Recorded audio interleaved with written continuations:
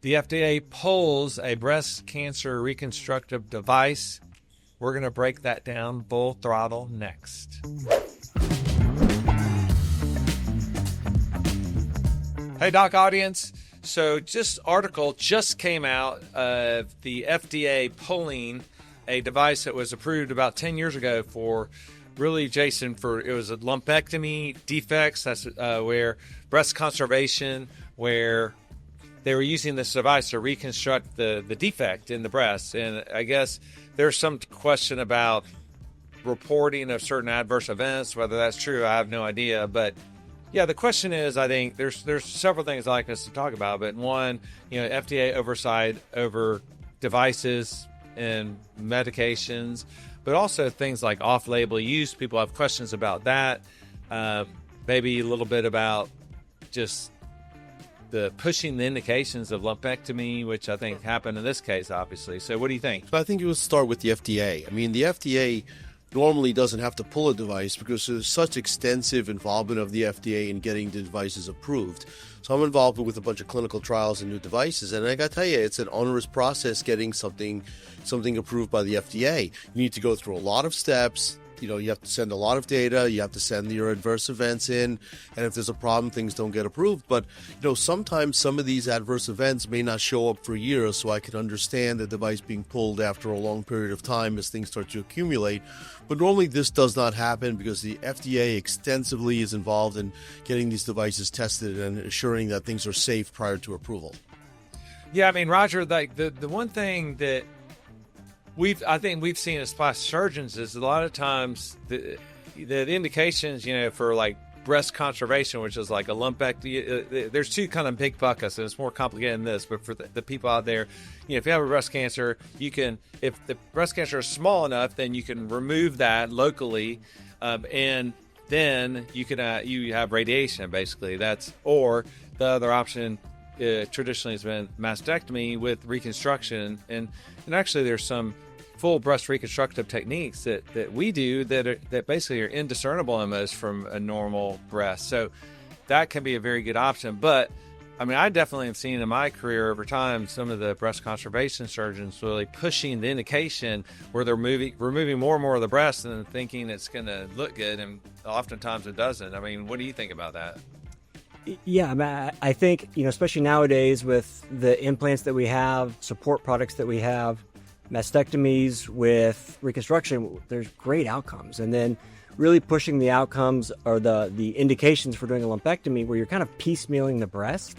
Sure, there's scenarios where it might be a small mass or something where it's an option, but overly trying to treat that, thinking that this is the better option, it's the less invasive option, isn't always the right move. And the other thing too is usually that requires radiation. And as soon as you radiate a breast, the game has changed. Your options in the future for reconstruction, for cosmetic surgery of the breast are a lot more limited. Let's segue a little bit into, because I think people have questions about off-label use of stuff.